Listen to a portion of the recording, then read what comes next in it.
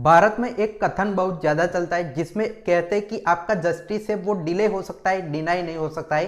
तो आपके जो बैंक के रिटायर एम्प्लॉयज है उनका जो जस्टिस है वो कहा है 30 साल से उनका जस्टिस है वो डिले हो रहा है, वही उनके साथ इनजस्टिस हो रहा है। तो आइए चलिए इस वीडियो में सारी जो चीजें सुप्रीम कोर्ट से जुड़ी और बैंक रिटायर्स का दर्द पूरी तरह से एक इमोशनल पोस्ट के जरिए देखते हैं और आपका क्या हल आ सकता है, कितने पैसे लेके बैंक यहाँ पे बैठा है और जो कैसे इनजस्टिस हो रहा है जो बैंक के रिटायर एम्प्लॉय से उनके साथ, सारी चीजें इस वीडियो में डिटेल में समझते हैं। आप बैंक रिटायर से तो आप इस वीडियो को शेयर कीजिए, आपके जो यूनियन लीडर से, आपके जो वकील है सुप्रीम कोर्ट में, या हर किसी के पास आपका ये वीडियो जाना चाहिए। तो चलिए शुरुआत करते और सारी चीजें डिटेल में समझते।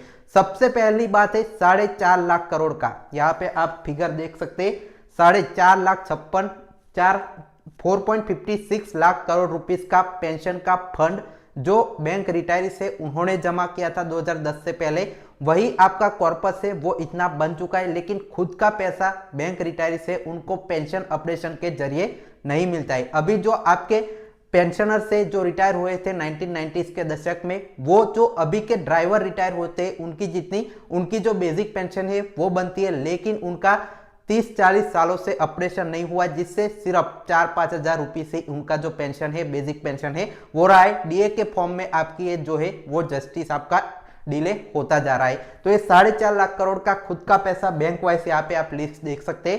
पूरी लिस्ट में आपके सामने रखता हूं कि आपको यहाँ पे इतना पैसा रिटायर्स का है वो भी मिल नहीं पा रहा है। अब चलिए डिटेल में जो आपकी पोस्ट है सुप्रीम कोर्ट में कैसे डिले होता जा रहा है, कैसे इनजस्टिस होता जा रहा है वो समझते हैं। तो एक बहुत अच्छी पोस्ट बैंक पेंशन ऑपरेशन को बैंक रिटायर्स की स्थिति के लिए यहाँ पे लेके आया हूं, मैं आपके साथ शेयर करता हूं। किसने कही थी लास्ट में आपको ये पता चलेगा। तो देखिए, अ लॉसूट दैट आउटलिव पेटिशनर, मतलब ऐसा एक आपका कायदा है जो पेटिशनर कर रहे थे उनको ही आउटलिव कर दिया। This was no ordinary lawsuit, ये कोई ऑर्डिनरी लॉसूट नहीं है। It was the last hope for those who had dedicated their youth to the bankers banks, मतलब ये उनका एक जो है वो केस था जो जिन्होंने बैंकों के लिए अपनी पूरी जमानी यहाँ पे दाव पर लगा दी, बैंकों के नाम कर दी। And the old age only ask for a pension not charity, और ओल्ड एज में जाकर वो सिर्फ पेंशन के बारे में पूछते रहे, पेंशन की मांग करते रहे। बट देयर राइटफुल ड्यू, मतलब उनका जो खुद का राइट था वही वो यहाँ पे मांगते रहे। The pension scheme was introduce in 1995, back then it was said now old age is secured. 1995 में जब पेंशन स्कीम लाई गई तब इनको बोला गया कि आपका ओल्ड एज है वो सिक्योर हो गया है, लेकिन अभी उनकी क्या स्थिति है वो आप देख सकते हैं। But no one mention that this security would remain stagnant, मतलब आपकी ये जो सिक्योरिटी है वो स्टैग्नेंट रहेगी, वो किसी ने नहीं बताया था। That the pension would be like a frozen water, मतलब ये जो पेंशन है वो यहाँ पे जमे हुए पानी की तरह हो जाएगा। Time would change, inflation would rise, medicine would become expensive, मतलब यहाँ पे टाइम चेंज होगा, इन्फ्लेशन बढ़ेगा, मेडिसिन आपकी महंगी होगी। But the pension now would not change, मतलब पेंशन आपका वही का वही रहेगा, वो आपका बढ़ेगा नहीं। साथ ही में देखिए, then the lawsuit began, it reach the supreme court, it was said justice will be served, मतलब ये मामला फिर सुप्रीम कोर्ट पहुंचा और कहा गया कि आपका जो जस्टिस है वो आपको सर्व होगा। But the clock of justice mess out, मतलब जो आपका कोर्ट में जस्टिस है वो आपका डिले होता जाए, डिफरेंट टाइम, अलग अलग टाइम पे आपका होता गया। द केस ड्रैग ऑन, मतलब आपकी जो केस है वो चलता ही गया। हियरिंग वर पोस्टपोन, मतलब हियरिंग आपकी पोस्टपोन होती गई, डेट आफ्टर डेट, डेट पर डेट आपको मिलती गई। And between each date a petitioner would die, मतलब आपकी जो डेट लगती गई, सालों के बाद एक डेट आपकी आती गई, उसमें जिन्होंने पेटिशन आपकी कोर्ट में डाली थी अलग अलग केसेस में, वो खुद से यहाँ पे डाई होते गए, मरते गए।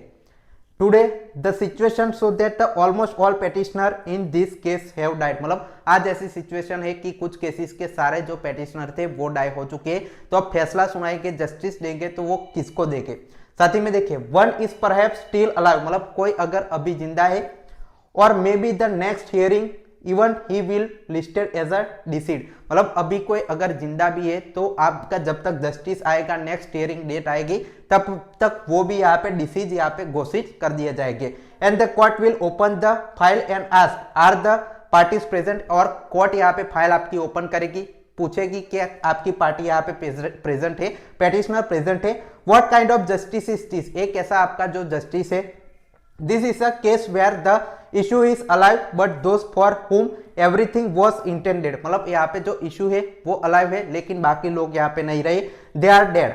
What kind of justice is this where the judgment come so late that there is no one left to hear, मतलब जजमेंट इतना लेट आपका आएगा तो आपके जो सुनने वाले पेटिशनर है जिनको जस्टिस चाहिए था वो लोग ही नहीं बचेंगे। It is said there may be delay in law but not justice, मतलब आपका लॉ डिले हो सकता है, जस्टिस डिले नहीं हो सकता, but there the delay itself become the injustice, मतलब जितना डिले होता जा रहा है वही इनके लिए इनजस्टिस होता जा रहा है उनकी जो स्थिति देखकर। The irony is that the system is still confident, मतलब अभी भी सिस्टम कॉन्फिडेंट है। The court will say legal heirs are present they will receive the relief, मतलब कोर्ट कहेगा कि अभी उनके लीगल एयर्स से वो प्रेजेंट है, उनको यहाँ पे जो बेनिफिट है वो मिलेगा, ये कोर्ट कहेगा।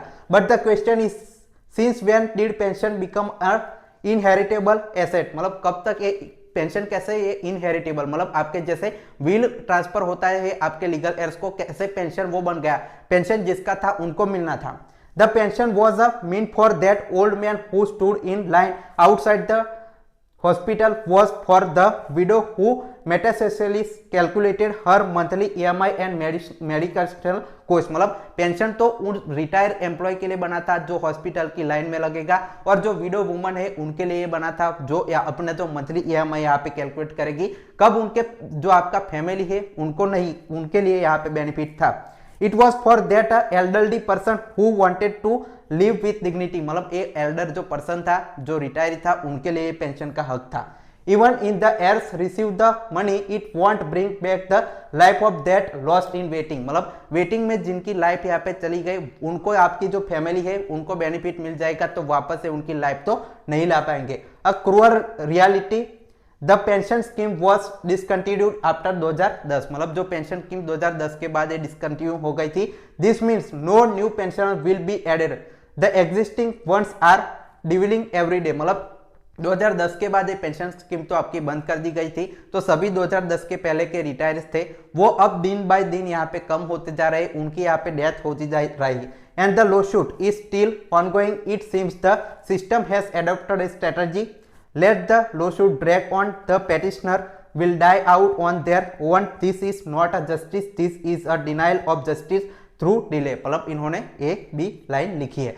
What will history record? History will record that in India there was a lawsuit whose all the parties are died before the verdict was delivered, मतलब एक ऐसा यहाँ पे हिस्ट्री इंडिया में रची जाएंगी जिसमें आपने जो है वो वर्डिक्ट दिया तब तक सारे जो पेटिशनर थे वो खत्म हो जाएंगे। And then the question will be asked, for whom was the justice, for the living or for the files, मतलब ये जस्टिस किसके लिए रहेगा, फिर आपके लिविंग नहीं रहेंगे तो आप फाइलों को ये आपका वर्डिक्ट सुनाएंगे। If the justice arrives so late that can be only be placed on the graves, then it is not a called justice, it is called an injustitional failure.